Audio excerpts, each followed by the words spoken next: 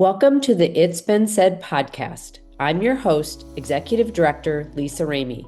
Today's episode is a special edition of the It's Been Said podcast.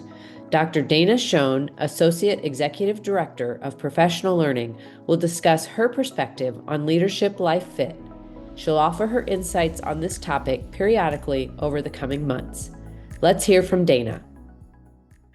Greetings from the SAI headquarters in Clive, Iowa.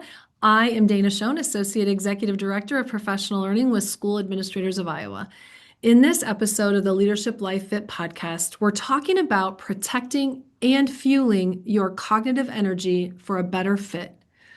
I want to start today by inviting you to notice how many tabs you have open in your browser. Yes, how many tabs do you have open in your browser? I currently have 75 in one window and 5 in another. I'm laughing at myself, but saying that out loud is a bit embarrassing. Why do I have 80 tabs open? Do I need to keep them all open? Well, several are articles that I intend to read. One set are the agendas for this month's mentoring meetings, and some tabs are the resources that will support those meetings. I always have my calendar and our membership information tabs open, but the rest, I would have to click on them to remind myself why I haven't closed them yet. I sometimes like to think that they comprise my to-do list, but my real to-do list is in my hardbound journal. And then I think, what does it really matter how many tabs I have open or you have open? And the more I delve into this and the more we think about this today, we're going to realize it matters. Each open tab leaks just a bit of my energy. And I know that because I always feel so good on those days that I have that little bit of time in between meetings, in between projects, where I sort of clean up my tabs. I either come to terms with the fact that I'm never really going to read that article, or maybe that it's no longer relevant to whatever reason I had it open forever in the first place, or I have a few minutes to read it and I read it and close the tab, which then is a celebration. It feels great. It's like that feeling of cleaning up your files or cleaning out your closet or that cabinet in your garage. And those experiences really serve to protect our energy and to refuel it. And I think what happens is we overlook or take for granted that the simple act of closing out those tabs, making decisions that I'm done with it, I don't need it anymore, does refuel our energy. So instead of that extra long row of 75 tabs lined up waiting for my attention, I've closed it down to 50. It may not seem like much. Again, something that we overlook is the fact that these little things add up to big impact. Let's take this a bit further. What if our brains are like our browser, and all the unique things we ask it to hold are like those 75 to 80 open tabs? One tab might be the reminder to myself to follow up with a staff member about a parent call. Another one of those mental tabs might be a dissatisfying interaction that I had with a student this morning that keeps playing on repeat. Maybe another tab is my thoughts about eating healthier and creating an exercise routine that actually works for me. Throughout the day, we find ourselves clicking through those open tabs in our brain, and each one demanding a bit of our energy, some more than others. For example, one open tab might be the story you tell yourself about what an effective leader does. Maybe you tell yourself that an effective leader shows up at all events and activities. An effective leader is the one who you ask them a question, they are getting you the answer. I'm going to get you that answer if you've got that question. An effective leader is always organized, prepared, and always on.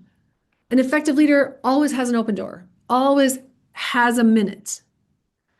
This is an excellent tab with which to start to protect your energy. This is a tab you need to edit and close if this is you.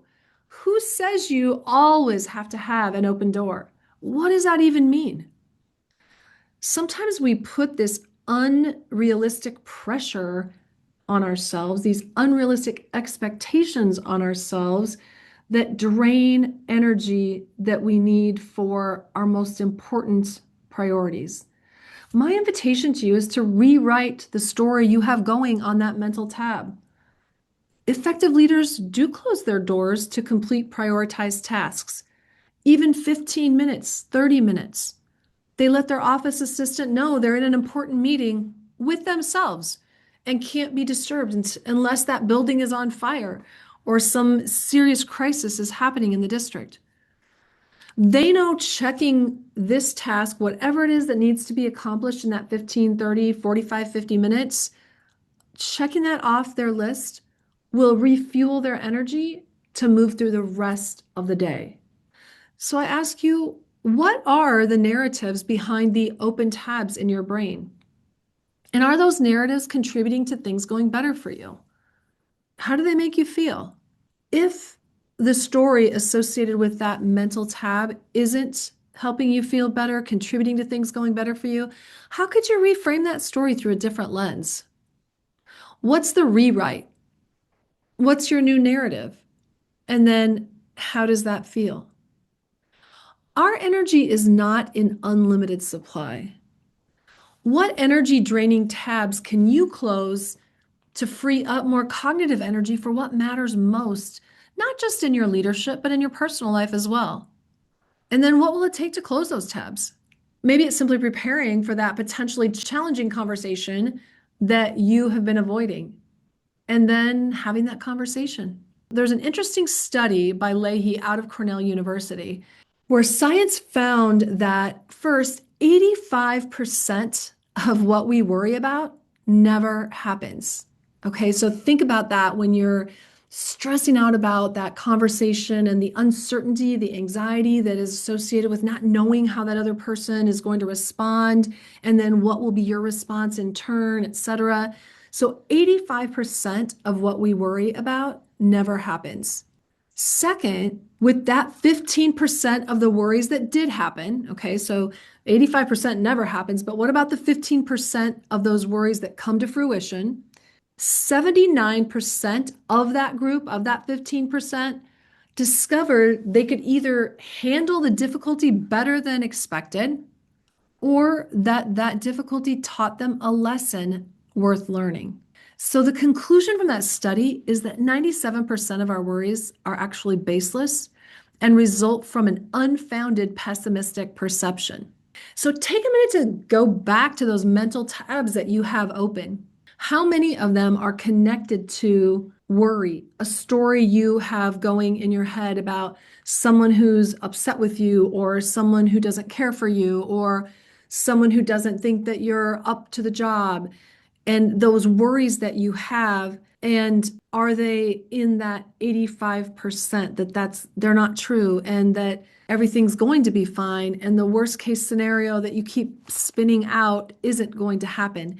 And then keep in mind that if it does, 79% of those in this study found they could handle that.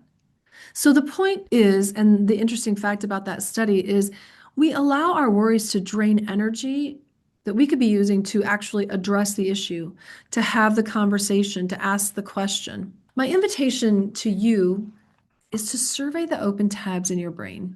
Which can you close in order to free up more energy for the most important priorities, including time with your family and friends that leads to that quality leadership life fit? We know that protecting and refueling your cognitive energy contributes to that quality fit. Thanks for joining me for this episode of the Leadership Life Fit podcast. Have a high energy day.